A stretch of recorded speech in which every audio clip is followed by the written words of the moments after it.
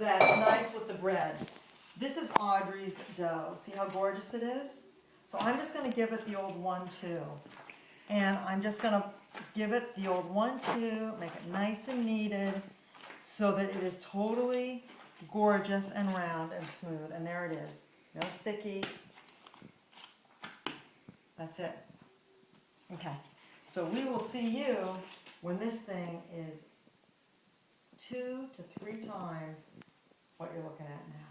That'll be about 18 hours from now? Yep, I'm just going to take this and I'm going to drop it back in its little bowl where it came from. Realize that I had to take out all the little bits of flour because I don't want anything sticking From the sides. hard. And you don't have to grease it, it'll come out on its own. And then whatever, if you have gloves, if it's stuck to your hands or whatever, you got a little bit, just ball it up, take it off, and that's it. Debbie, recapping your awesome sourdough bread, Yeah. 2 cups whole wheat flour, Right, 2 cups white flour, right. about a generous handful of olives, Yep. either pitted Calamatos or what do you use? You know the truth is, the more flavorful olive you can get, the better. And you want about 2 teaspoons of salt, and that's it. You want a generous cup of the starter, and you want 2 cups of water. Now, here's our gorgeous dough.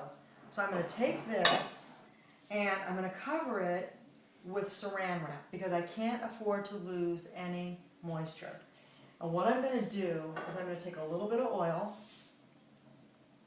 and I'm going to pat it on the top of this thing because I don't want my dough sticking to my saran wrap. That's how big this is going to get. Maybe it's 4 times. Okay, so here Will it buzz through the saran wrap and go Yeah. through your roof? No, it kind of climbs down the counter. Okay, so here we go. So there that is. Okay, so we've put a little bit of that and we're evening it out just so that it doesn't go like this. So there we go, we've got it. And I'm gonna get some saran wrap. Whoa. Oh, this finger. Hold on, Audrey, I got another one. So Debbie, Yeah. just by the by, Yeah. if I were to go into one of those really hip and trendy bread cafes and Right. order an entire Calamato olive artisan Right. bread, Right. very similar to the one you're producing Right. here, what would that cost me? You know, first of all, each one of these things is going to make a family size loaf and a dinner for 6 loaf. Wow. So that's quite a bit of bread. So I would imagine it would be maybe $10, $11 for the big one and 5, 6 for the little one. So if I were making dinner Yeah. and I went in to purchase one of those large breads to feed 5 or 6 people, Right. you're telling me I'd be spending $10 just on the bread. Yeah, I think you would. You could also buy things of lesser quality. But when you're talking about an artisanal bread that has no yeast, no artificial yeast, just the yeast that's taken from the air in my refrigerator, you're talking about a premium product. And that's just a whole different deal. That is just a whole different deal. And just judging from the materials that you purchase at the supermarket or Right. at specialty health food stores, what would you guesstimate it costs you to make that larger loaf? Including the fancy olives that you use and your premium salt and olive oil and flours. Probably between $4 and $5 becomes an $11 product. So it's less than half the price. Yeah, and it's not only that. It's not only that. You would pay to do this. It's very fun. So, yeah, it's cheaper than therapy too. Here's this. Here's this. And then we got to take care of our little bit of starter. Now, you have to put in the same amount of water that you put in flour, but you can't put in more than you have. right? So I've got maybe 3 cups here, so maybe 4, probably about 4 cups. So I'm gonna put about 3 cups. I'm gonna put a cup and a half of water and a cup and a half of flour. Now let me ask you something. Go Does on. that adding to your starter make it less potent and it has to work up back to its potency? Well, here's the thing. Was that There goes clear? the water. Yeah, you're right, you're right. And that is a real danger. But I'm not gonna add this flour and make more. Okay, come see the crazy little bubbling. Okay, there's a little bubbling. They're gonna kind of pop.